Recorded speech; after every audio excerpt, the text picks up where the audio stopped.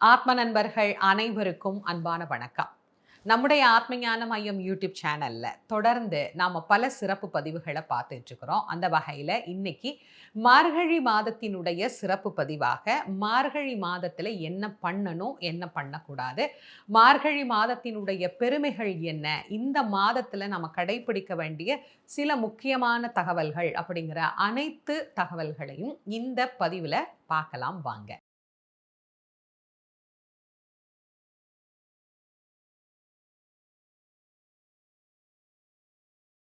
தனுர் மாதம் அப்படின்னு சொல்லக்கூடியது இந்த மார்கழி மாதம். வியாழ பகவானுடைய வீட்டிலே சூரிய பகவான் சஞ்சரிக்கக்கூடிய மாதமாக விளங்குகிறது. அதனால இதற்கு தனுர் மாதம் அப்படின்னு பேரு.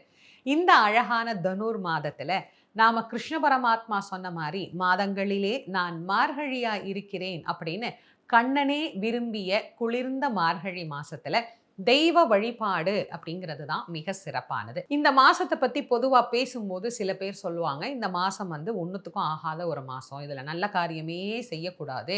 அதனால இந்த மாசத்துல எதுவுமே பண்ணாதீங்க அப்படின்னு. ஆனா அப்படி கிடையாது. இந்த மாதத்துல இறை வழிபாடு என்பதற்கு மிகவும் முக்கியத்துவம் கொடுத்து, உலகியல் விஷயங்களை கொஞ்சம் ஒதுக்கி வைங்க அப்படின்னு நமக்கு சொன்னாங்களே தவிர்த்து, இது கெட்ட மாதம் அப்படிங்கிறது கிடையவே கிடையாது. இது பீடை மாதம் அல்ல. இது பீடு மாதம். நான் பல ஆண்டுகளாக நம்முடைய யூடியூப் பதிவிலேயே நான் உங்களுக்கு அதை சொல்லிட்டு இருக்கேன். உங்களுக்கு மனசுல கண்டிப்பா அது பதிஞ்சிருக்கும் அப்படின்னு நான் நம்புறேன். புதுசா பார்க்குறவங்களுக்காக இந்த தகவலையும் நான் சொல்றேன். மார்கழி மாதம் ஒரு பீடு நடை போடக்கூடிய அப்படின்ற உயர்ந்த மாதம் அப்படின்னு சொல்றதுக்காகத்தான் இதை பீடு மாதம் அப்படின்னாங்க. நாளாக நாளாக அது ஒரு பீடை மாதமாக மாறி போய்விட்டது. இந்த மாதத்துல தெய்வ வழிபாடு ஏன் சிறப்பு பெற்றது அப்படிங்கிறத முதல்ல தெரிஞ்சுக்கணும். தேவர்களுக்கு விடியற்காலையான நேரம் இந்த மார்கழி மாதம் தான். நம்முடைய கால கணக்கு என்பது வேறு, தேவர்களினுடைய கால கணக்கு என்பது வேறு. தேவர்களினுடைய கால கணக்குப்படி அவர்களுக்கு காலை, அதாவது மிக மிக அதிகாலை பிரம்ம முகூர்த்தம் அப்படின்னு நம்ம ஒன்று சொல்றோம் இல்லையா, அந்த பிரம்ம முகூர்த்த நேரம் எது அப்படின்னு பார்த்தீங்கன்னா இந்த மார்கழி மாசம் தான். இந்த மார்கழி மாசத்துல அவர்கள் இறைவனை வழிபாடு செய்யக்கூடிய அந்த காலகட்டத்துல எல்லா தேவாதி தேவர்களையும் இணைத்து வணங்கின பலன் நாம கோயிலுக்கு போய் அதே அதிகாலை நேரத்துல வழிபாடு செய்யறதுனால நமக்கு மிக மிக அதிகமாக கிடைக்கும் அப்படிங்கிறதுனால தான் இந்த மார்கழி மாதத்தை வழிபாட்டுக்கு அப்படின்னு ஒதுக்குனாங்க. சரி, இந்த மார்கழி மாதத்துல என்ன செய்யணும், என்ன செய்யக்கூடாது அப்படிங்கிறத முதல்ல நாம தெரிஞ்சுக்கலாம். மார்கழி மாசத்துல பொதுவா கல்யாணம் பண்ண மாட்டாங்க. ஏன்னா இந்த மாதம் உயிர்ப்பில்லாத மாதம் அப்படின்னு சொல்றதுனால மார்கழி மாதத்துல திருமணம் அப்படிங்கிறது செய்யாம, திருமணத்திற்கான ஏற்பாடுகள் எல்லாம் இருக்கு பார்த்தீங்களா? இப்போ பொண்ணு பார்க்குறது, மாப்பிள்ளை பார்க்குறது, இதை தேடிட்டு இருக்கிறது, அப்புறமா ஃபோனில் பேசுறது, ஒரு நல்ல நாள் பார்த்து நாங்கள் நேரில் வந்து பார்க்குறோம்னு சொல்லுவாங்க இல்லையா? இந்த மாதிரி முன்னேற்பாடுகள் எல்லாம் இந்த மார்கழி மாதத்தில் செய்யலாமா அப்படின்னா செய்யலாம். மார்கழி முடிந்து தை பிறந்த பிறகு ஜாதகம் பார்க்குறது, பொண்ணு மாப்பிள்ளை நேரில் பார்த்துக்கிறது, ஒரு நல்ல நாள் வைக்கிறது, பூ வைக்கிறது, நிச்சயம் பண்ணுறது, இந்த மாதிரியெல்லாம் செய்யலாம். ஆனால் கல்யாணம் இந்த மாதத்துல செய்யக்கூடாது என்பதற்கு காரணமே அது உயிர்ப்பில்லாத மாதம் அப்படிங்கிறதுனால தான். அதே மாதிரி இந்த மார்கழி மாசத்துல புது வீடு குடி போகக்கூடாது அப்படின்னு சொல்லுவாங்க. ஆனா இப்ப நிறைய பேருக்கு ஒரு கேள்வி என்ன அப்படின்னா, அம்மா நாங்க புது வீடு கட்டி எல்லாம் போகலமா, வாடகை வீடு தான், எங்களுக்கு வேற வழியே கிடையாது. இந்த மாசம் நாங்க மாத்தி தான் ஆகணும், பழைய வீட்டுல இருந்து காலி பண்ணி தான் ஆகணும், இல்ல வெளியூர்ல போய் எங்க பிள்ளைங்களுக்காக நாங்க தங்கி படிக்க வைக்க போறோம். இந்த மாதிரி நிறைய விஷயங்கள் அவரவர் வாழ்க்கை சூழலுக்கு ஏற்ற மாதிரி அமையும். அவங்கெல்லாம் தெய்வத்து மேல பாரத்தை போட்டுட்டு குலதெய்வத்தை பிரார்த்தனை பண்ணிட்டு நீங்க இந்த வீட்டுக்கு போங்க. பெருசா ஒரு வீடு கட்டி நாங்க சொந்தமா பால் காய்ச்சி எல்லாரையும் கூப்பிட்டு புதுமனை புகுவிழா நடத்துறோம் அப்படிங்கிறவங்க மட்டும் இந்த மாசத்தை பயன்படுத்தாம இருப்பாங்க. மார்கழி மாசத்துல ரொம்ப நேரம் தூங்கக்கூடாது. இதை சொல்லும் போதே நிறைய பேருக்கு கஷ்டமா தான் இருக்கும். மார்கழியில காலையில அந்த குளிர்ல நல்லா இழுத்து போத்திட்டு தூங்கினா சுகமா தூக்கம் வருமேமா, அப்போ போய் எல்லாரும் தூங்கக்கூடாது தூங்கக்கூடாதுங்கிறாங்களே. பொதுவா காலை நேரத்துல எழுந்து பழகுவது அப்படிங்கிறது ரொம்ப ரொம்ப நல்லது. ஆனா இன்னைக்கு நிறைய பேருக்கு காலையில எந்திரிக்கிறதுங்கிறதே ரொம்ப ரொம்ப கஷ்டமான விஷயமா இருக்கு. எப்போதுமே காலை ஒரு 4 மணிக்கு எழுந்து பழகுனவங்களுக்கு தெரியும் அந்த அதிகாலை நேரத்தினுடைய சிறப்புகள் என்ன அப்படின்னு. அது கூட நான் நிறைய நம்முடைய யூடியூப்ல பழைய பதிவுகள்ல அதை பத்தி நிறையவே பேசியிருக்கேன். வாய்ப்பு இருந்ததுன்னா போய் அதெல்லாம் பாருங்க. காலையில ரொம்ப நேரம் சூரிய உதயத்திற்கு முன்பாகவாது குறைந்தபட்சம் மார்கழி மாசத்துல எந்திரிச்சிடணும். அந்த அதிகாலை நேரத்துல எழுந்து படிக்கிறதோ, அல்ல உங்க வேலை என்னவோ அந்த வேலைக்கான ஏற்பாடுகளை செய்து வைத்துக் கொள்வதோ அல்லது இறை வழிபாடு செய்வதோ இது அனைத்துமே மனதுக்கு மிகப்பெரிய நிம்மதியை பெற்றுத்தரும். அது போல இந்த ஒரு விஷயத்தையும் மார்கழியில செய்யக்கூடாது. என்னன்னா இரவுல கோலம் போடக்கூடாது. மார்கழியில காலையில தான் கோலம் போடணும். நான் ஒவ்வொரு ஆண்டும் என்னுடைய பதிவுல சொல்றேன். நிறைய பேர் அதை பார்த்து மாறி இருக்கிறீங்க. புதுசா பார்க்குறவங்களுக்காக நான் திரும்ப ஒரு முறை பதிவு பண்றேன். நிறைய பேர் செய்ற ஒரு தவறு என்னன்னா, காலையில குளிர்ல கோலம் போட முடியாது அப்படிங்கிறதுக்காக இரவே போட்டு வச்சுட்டு போயிடுறாங்க. அது செய்யக்கூடாது. மார்கழியில காலையில தான் கோலம் போடணும். சரி, இப்போ இவ்வளவு செய்யக்கூடாது அப்படின்னு சொன்னீங்களேம்மா, மார்கழியில என்னெல்லாம் செய்யலாம் அப்படின்னா, அனைத்து விதமான தெய்வ வழிபாடுகளையும் செய்யலாம். மார்கழி மாதத்துல புதுசா ஏதாவது வாங்கலாமா அப்படின்னு கேட்டா வாங்கலாம். சில பேர் வந்து நாங்க 2 வீலர் வாங்கணும்னு நினைக்கிறோம். அதெல்லாம் வாங்கிக்கலாமா அப்படின்னு கேட்பாங்க. அதெல்லாம் தாராளமா வாங்கிக்கலாம். சீமந்தம் செய்யலாம். சஷ்டியப்ப பூர்த்தி செய்யலாம். இதுக்கெல்லாம் மார்கழி மாசம் தடையே கிடையாது. நிறைய பேர் கேட்பாங்க, மார்கழி மாசத்துல வளகாப்பு வைக்கிறீங்களேன்னு. அந்த பொண்ணுக்கு 7ஆம் மாசம், 9ஆம் மாசம் தான் கணக்கு. அது மார்கழியில வந்ததுன்னா 7ஆம் மாசத்துல தான் வச்சு ஆகணும். அதை நீங்க மாத்தி 8ஆம் மாசத்துல வைக்க முடியாது. 9ஆம் மாசம் வருதுன்னா 9ஆம் மாசத்துல தான் வச்சு ஆகணும். அதனால வளைகாப்புக்கு இந்த கணக்கு கிடையாது. சஷ்டியப்ப பூர்த்தின்னு சொல்லக்கூடிய சாந்தி கல்யாணம் இருக்கு இல்லையா? அது மார்கழி வந்ததுன்னா மார்கழியில தான் பண்ணணும். ஏன்னா, அவர் பிறந்த நட்சத்திரம் அப்பதான் வரும் அப்படின்னா, அதுல தான் நம்ம செஞ்சாகணும். ஆகவே சஷ்டியப்ப பூர்த்திக்கும் அது கணக்கு கிடையாது. புதுசா ஏதாவது நாங்க ஆரம்பிக்கிறோம், ஒரு தொழில் தொடங்குறோம், ஒரு சின்ன கடை ஆரம்பிக்கிறோம், இல்ல வீட்ல இருந்தே ஒரு வியாபாரம் பண்ண போறோம். இந்த மாதிரி எல்லாம் நெறைய பேருக்கு ஒரு சந்தேகம் வரும். உங்க கால சூழ்நிலைய பார்த்துக்கோங்க. தை மாதம் பிறந்து செய்யலாம் அப்படின்னு நினைக்கிறவங்க, அதுக்கு வாய்ப்பு இருக்கு அப்படிங்கிறவங்க அத பயன்படுத்திக்கோங்க. இல்லைங்கம்மா, அவசரமா நாங்க இத செய்தே ஆகணும் அப்படின்னு நினைக்கிறவங்க, உங்களுடைய சௌகரியத்துக்கு ஏற்றா மாரி அத வச்சுக்கோங்க. கண்டிப்பாக எல்லாருக்கும் இது பொருந்துமா அப்படின்னா, சில பேருக்கு இது பொருந்தாது தான். இயற்கையாக நமக்கு பெரியவர்கள் சொன்ன விஷயம் எதற்காக அப்படின்னா, இந்தந்த மாதங்கள் இந்தந்த தன்மையோடு இருக்கும். அதனால இதுல இத கடைப்பிடிங்க அப்படின்னு. மார்கழி மாதம் முழுவதுமே தெய்வ வழிபாடு, தெய்வ சிந்தனை அப்படிங்கிறது மிக மிக உயர்ந்ததாக இருக்கு அப்படின்னா, நல்ல மன ஆரோக்கியமும், நல்ல உடல் ஆரோக்கியமும் நமக்கு கிடைக்கும்.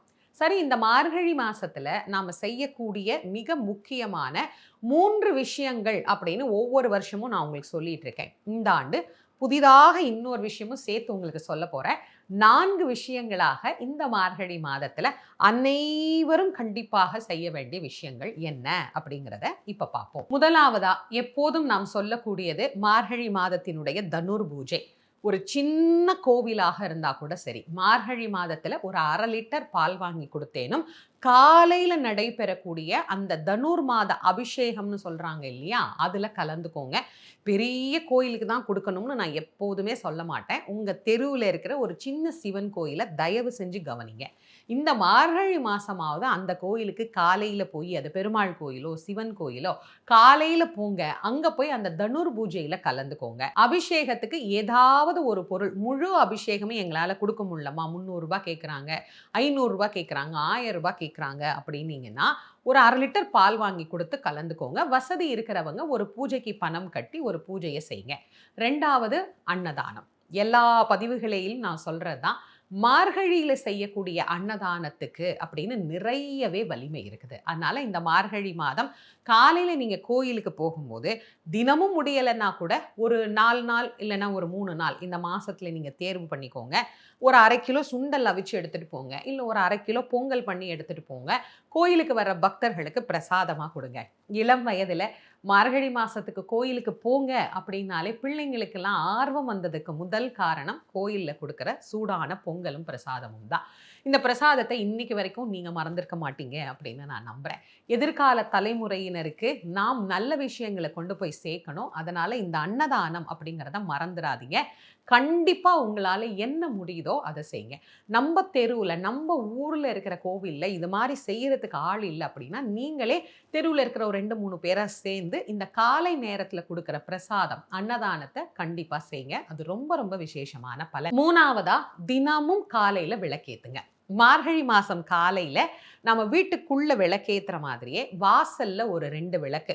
எப்போதுமே கார்த்திகை முழுவதும் ஏத்திருவோம். ஆனா இந்த மார்கழியில நிறைய பேர் ஏத்துறது இல்ல. அதனால நான் பல ஆண்டுகளாக உங்களுக்கு சொல்றேன். வாசல்ல 2 விளக்கு. இந்த விளக்கு வைக்கவா, அந்த விளக்கு வைக்கவா, இந்த குழப்பத்துக்கே நீங்க வர வேண்டாம். 2டே 2 அகல் விளக்கு, அதில பஞ்சு திரி போட்டு, அது ரொம்ப கருத்து போச்சுன்னா, விளக்க தூக்கி போட்டுட்டு புது விளக்கு வைங்க. இல்லன்னா தினமும் புதுசு வைக்கணும்னு அவசியமே கிடையாது. பஞ்சு திரி போட்டு, தினம்தோறும் காலையில வாசல்ல கோலம் போட்டுட்டு, நம்ம பிள்ளையார் பூ வைப்போம். சாணி பூ அப்படின்னு சொல்லுவாங்க. சில இடத்துல பிள்ளையார் பிடிச்சு வச்சு, சாணத்தில பிள்ளையார் பிடிச்சு வச்சு, அதில ஒரு பூசணி பூவோ, இல்லன்னா ஒரு செம்பருத்தி பூவோ, 2 அருகம்புல்லோட சேர்த்து வைப்பாங்க. வழக்கம் இருக்கு. இதெல்லாம் கிடைக்குதுன்னா வைங்க. இல்லன்னா ஒரு கோலம் போட்டுட்டு வாசல்ல 2 விளக்கு ஏத்திட்டு, அதுக்கப்புறமா பூஜை அறையில போய் விளக்கேத்துங்க. காலை நேரத்தில இது செய்வது ரொம்ப ரொம்ப விசேஷமானது. 3 விஷயங்கள். 4வதா ஒண்ணு சொல்றேன்னு சொன்னீங்களேம்மா, என்னது அப்படின்னா, இப்ப நெறைய பேருக்கு மனதுல ஒரு குழப்பம், மனசுல ஒரு தெளிவில்ல. மனசு எங்களுக்கு என்னமோ ஒரு மாதிரி இருந்துகிட்டே இருக்கு அப்படின்னு நினைக்கிறவங்க எல்லாம், காலையில இந்த நேரத்துல, அதாவது 4:30லிருந்து ஒரு 6 மணிக்குள்ள இந்த வேலையெல்லாம் செஞ்சுட்டு, ஒரு 10 நிமிஷம் உட்கார்ந்து தியானம் பண்ணுங்க. இந்த தியானம் அப்படிங்கிறத ஆரம்பிக்கிறதுக்கு முன்னாடி, சிவபுராணத்த பாராயணம் பண்ணிட்டு, அதுக்கப்புறம் நீங்க இந்த தியானத்துல ஒரு 10 நிமிஷம் உட்கார்ந்து பாருங்க. இந்த மார்கழி மாதம் செய்யக்கூடிய சிவபுராண வழிபாடும், தியானமும் அவ்வளவு விசேஷமானது. உங்களுடைய வீட்ல இந்த சிவபுராணம் ஒலிக்கிற போது, கால நேரத்துல நீங்க யோசிச்சு பாருங்க. விளக்கேத்தி வச்சுட்டு, கொஞ்சம் சாம்பிராணி போட்டுட்டு, காலையில உட்கார்ந்து இந்த சிவபுராணம் படிக்கிற அந்த நேரத்த நீங்க நெனச்சு பார்த்தீங்கனாலே, மனசுக்குள்ள அவ்ளோ சந்தோஷமா இருக்கும். சில பேருக்கு இதுலயும் ஒரு கேள்வி இருக்கு. வீட்ல பிள்ளைங்க தூங்குவாங்கம்மா, சின்ன வீடு தான். பிள்ளைங்க எந்திரிச்ச பிறகு தான் நாங்க விளக்கேத்த முடியுமான்னா, பிள்ளைங்க ஒரு ஓரமா தூங்குனாங்கன்னா விட்டுடுங்க. அவங்க பாட்டுக்கு தூங்கட்டும். நீங்க காலையில எழுந்து விளக்கேத்தி சாமி கும்பிடுங்க. ஒண்ணும் தப்பில்ல. வீடு சின்னதா இருக்கு அப்படிங்கிறதுக்காக நம்ம பிள்ளைங்கள ரொம்ப சீக்கிரமும் எழுப்பிற முடியாது. வேலைக்கு போறவங்களையும் எழுப்ப முடியாது. எல்லாருமே காலை நேரத்துல எந்திரிச்சா ரொம்ப சந்தோஷம். முடியல, இரவு வேலைக்கு போயிட்டு வந்து தூங்குறாங்க அப்படின்னா, என்ன செய்ய முடியும்? சூழலுக்கு ஏத்த மாரி தான் வாழணும். எல்லாருக்கும் தனித்தனி பூஜை அறை இருக்கிற வீடு கிடைக்குமான்னா, கிடைக்காது. அதனால யாருக்கு என்ன கிடைக்குதோ அத பயன்படுத்தி இந்த வழிபாடுகள செய்யுங்க. வழிபாடுகள விட்டுடாதீங்க. 4 விஷயங்கள் உங்களுக்கு சொன்னேன். 5வதா போனஸா இன்னொரு விஷயமும் நான் உங்களுக்கு சொல்றேன்.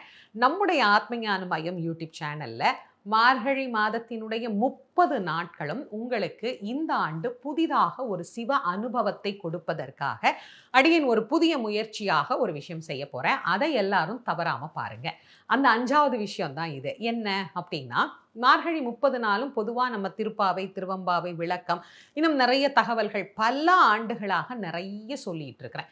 இந்த திருப்பாவை, திருவெம்பாவை, விளக்கம் நான் சொல்லி இப்ப நெறைய பேருக்கு அது மனப்பாடமே ஆயிருச்சு. நெறைய பேர் சொல்றாங்க, "அம்மா, அந்த திருப்பாவை, திருவெம்பாவை விளக்கம் கேட்டு கேட்டு எங்களுக்கு ரொம்ப சந்தோஷமா இருக்கு" அப்படின்னு. அதனால இந்த ஆண்டு திருப்பாவை, திருவெம்பாவை பாடலோட சேர்த்து புதிதாக சிவபெருமான் எழுந்தருளி அருள் புரியக்கூடிய பல புனிதமான திருத்தலங்கள், நிறைய பேருக்கு தெரியாத திருத்தலங்கள பத்தி உங்களுக்கு சொல்லப் போறேன். பஞ்சபூத தலங்கள், பஞ்சசபை, பஞ்சாரண்ய சேத்திரங்கள், சப்தவிடங்க தலங்கள், அட்டவீரட்ட தலங்கள், இதெல்லாம் எங்கேயோ கேட்ட மாரி இருக்குதேம்மா அப்படின்னு சில பேர் நினைப்பீங்க.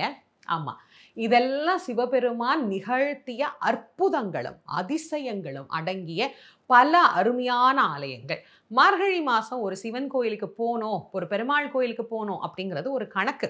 ஆனா எங்களால முடியலைங்கிறவங்கள நம்முடைய ஆத்ம ஞான மையம் தினமும் கோயிலுக்கு கூட்டிட்டு போன அந்த அனுபவத்த தரணும் அப்படிங்கிறதுக்காக தான் இந்த பதிவ புதிய முயற்சியாக உங்களுக்கு நான் குடுக்குறேன். அதனால தவற விடாம 5வது விஷயமா இதையும் மார்கழி மாசம் 30 நாளும் தொடர்ந்து செய்யுங்க. ஒவ்வொரு நாளும் உங்களுடைய அனுபவத்த நம்முடைய கமெண்ட்ஸ்ல சொல்லுங்க. இந்த மார்கழி மாதத்துல நிறைய விஷயங்கள பத்தி நாம சிந்தனை பண்ணினோம். எப்ப வருது இந்த மார்கழி மாசம் அப்படிங்கிறதை நீங்க தெரிஞ்சுக்கோங்க. 16/12/2025 செவ்வாய்க்கிழமை மார்கழி 1 நமக்கு துவங்குகிறது. 14/1/2026 புதன்கிழமை மார்கழி 30 நமக்கு நிறைவடைகிறது. இந்த 30 நாட்களும் காலையில எழுந்து நீராடி, இந்த நீராடின்னு சொல்லும்போது நெறைய பேருக்கு அப்படியே மனசுக்குள்ள ஒரு கேள்வி இருக்கும். அம்மா, நாங்க ஊட்டியில இருக்கிறோம், கொடைக்கானல்ல இருக்கிறோம், குளிர் பிரதேசத்துல இருக்கிறோம், வெளிநாட்டுல இருக்கிறோம். எங்களுக்கு இந்த காலையில எந்திரிச்ச உடனே குளிக்கிறது அப்படிங்கிறது ரொம்ப கஷ்டமா இருக்கும்மா. வாய்ப்பு இருக்கிறவங்க சுடுதண்ணீல குளிக்க முடியுங்கிறவங்க குளிச்சிருங்க. முடியாது, உடல்நிலை சரியில்லை அப்படிங்கிறவங்க உங்களுடைய சௌகரியம் என்னன்னு பார்த்துக்கோங்க. மற்றபடி எல்லா ஊரும் ஜில்லுன்னு தாம்மா இருக்கும், ஊட்டி மாதிரி தான் சென்னையும் இருக்கும், மதுரையும் இருக்கும். காலை நேரத்தில் இப்போ பெய்கிற மழைக்கு நாங்களும் காலையில் குளிக்கிறது கஷ்டமா அப்படின்னா, முடிஞ்சவங்க நான் தான் சொல்கிறேன், உடம்பு ஆரோக்கியமாக இருக்கிறவங்க காலையில் குளிச்சு தான் பாருங்களேன். அது ரொம்பவே நமக்கு அழகாக அற்புதமாக உடம்பு அப்படியே ஜிலு ஜிலுன்னு காலையில் குளிக்கும்போது ரொம்ப ரொம்ப சந்தோஷமாக இருக்கும், மனசுக்கும் இதமாக இருக்கும். சுடுதண்ணி பயன்படுத்திக்கலாமான்னு கேட்டால் பயன்படுத்திக்கலாம், அவரவருடைய உடல்நிலையை பொறுத்து. கண்டிப்பாக பச்சை தண்ணியில் தான் குளிக்கணும்னா நிறைய பேர் குளிக்கவே மாட்டாங்க. அதனால் இதை நீங்கள் பார்த்துக்கோங்க. காலையில் நீராடி நான் சொன்ன இந்த விஷயங்கள் எல்லாத்தையும் கடைபிடிச்சு மார்கழி மாதத்தை ஒரு தெய்வீக அனுபவம் நிறைந்த ஒரு சிவ அனுபவத்தை பெறக்கூடிய ஒரு அற்புத மாதமாக நாம் அனைவரும் கொண்டாடி மகிழலாம். இந்த பதிவை உங்களுடைய நண்பர்கள், உற்றார் உறவினர்களோட கண்டிப்பாக பகிர்ந்துக்கோங்க. நம்முடைய ஆத்மஞான மையம் யூடியூப் சேனலை இது வரைக்கும் நீங்கள் சப்ஸ்கிரைப் பண்ணலைன்னா கண்டிப்பாக பண்ணிக்கோங்க. ஒவ்வொரு பதிவுகளையும் நீங்கள் முன்கூட்டியே பார்க்குறதுக்கு அது உங்களுக்கு வசதியாக இருக்கும். மீண்டும் மற்றும் ஒரு சிறப்பான பதிவில் உங்கள் அனைவரையும் சந்திக்கும் வரை உங்கள் அனைவருக்கும் நன்றியும் வணக்கமும் கூறி விடைபெறுவது திருமுருகவள்ளல் வாரியார் சுவாமிகளின் மாணவி தேசமங்கேற்கரசி. நன்றி, வணக்கம்.